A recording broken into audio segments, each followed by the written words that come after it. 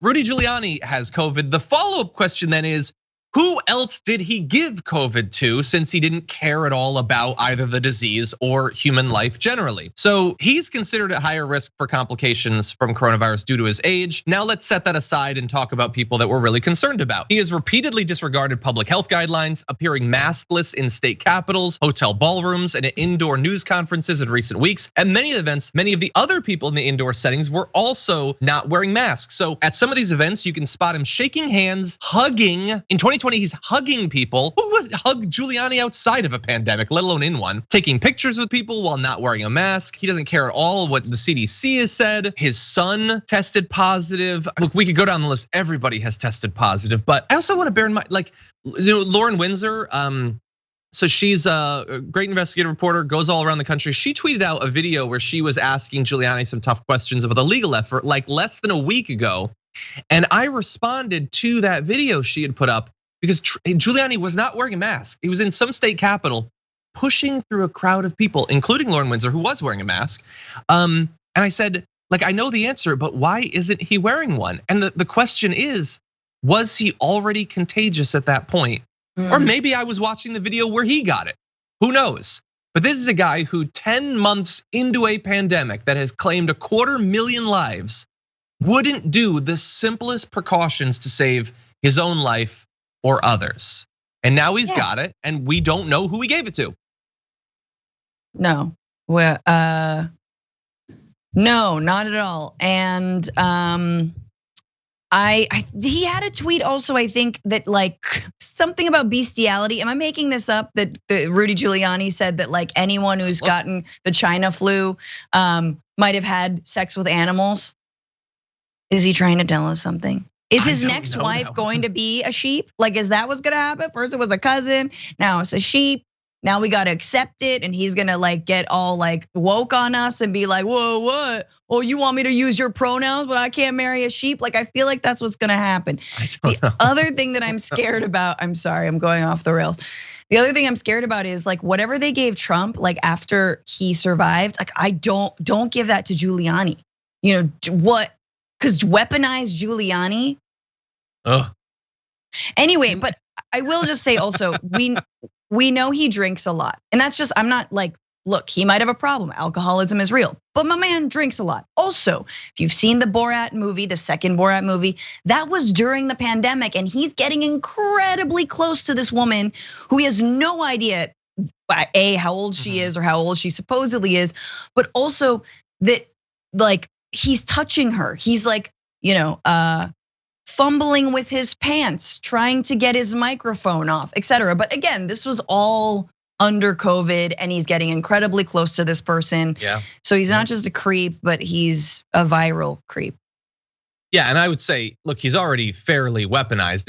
Note to the director, if you could get the second video ready to go, we'll go to it in a second.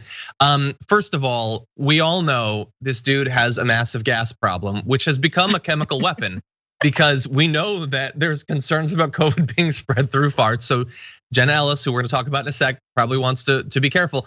But also, he's even like testing the weapon on himself. So take a look at this recent video. Stop it.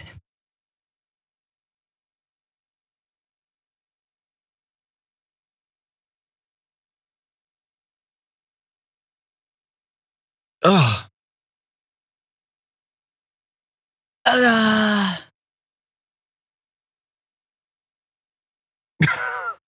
I think we're good. Yeah, so when you fold it, that's not the right way.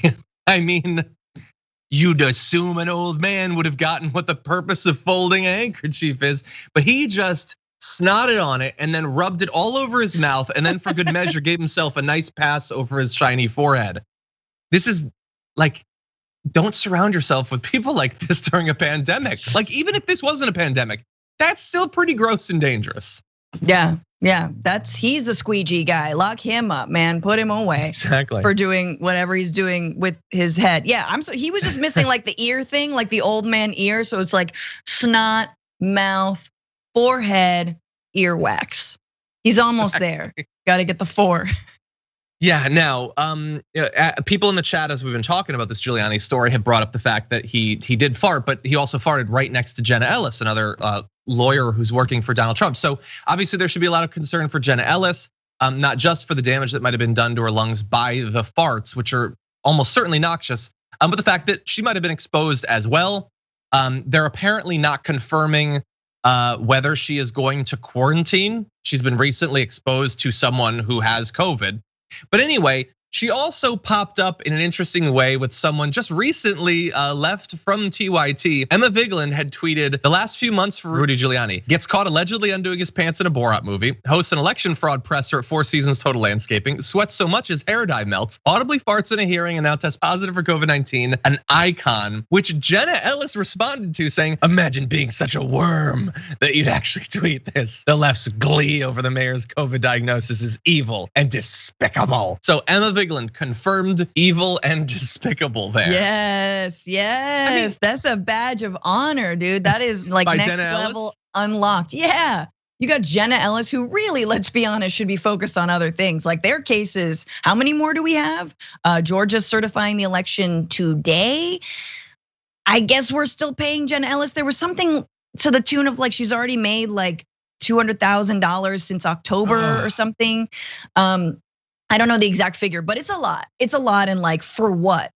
She claimed the other day she like changed the password on one of the Trump pressers so that all the media had to type in MAGA 2020 or some crap like that. Like, okay, good job, Jenna. Like, Jenna got us.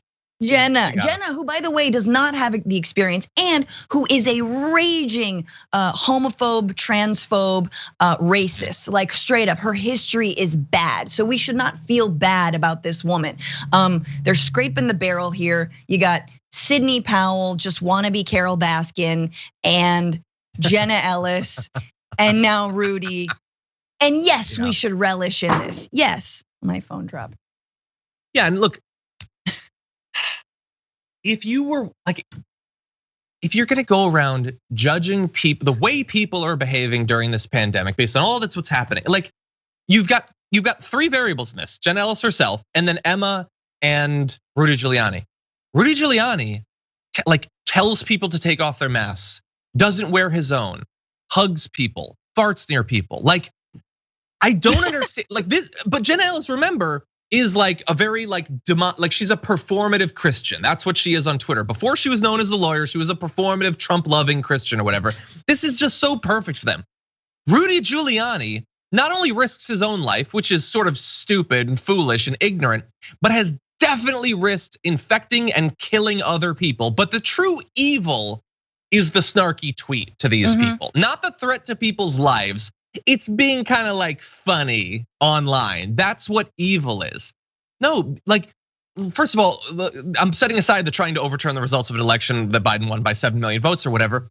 But Jenna Ellis is part of the defense of a regime that hasn't tried to preserve human life in literally any way throughout the worst domestic crisis we have known as a country and perhaps will ever know. She is totally on board with that, but that isn't evil. Leading to people dying by the tens of thousands and growing. No, it's being a witty lefty Twitterer. That's what's evil. Exactly, that's what's evil. And the other thing that's evil, and we've talked about this, is every day that Trump spends on contesting this election is a day that he's once again ignoring the powers that have been bestowed to him because he is the president to do something about the pandemic. They've effectively completely given up, and every day, I mean, they've lost both of these wars, but one of them they can still potentially turn around, and everything they do will save people's lives. So yeah, the blood is on their hands for not acting, and every single day that they divert our attentions into their BS campaign to try and overturn the election results. Yeah, 100%.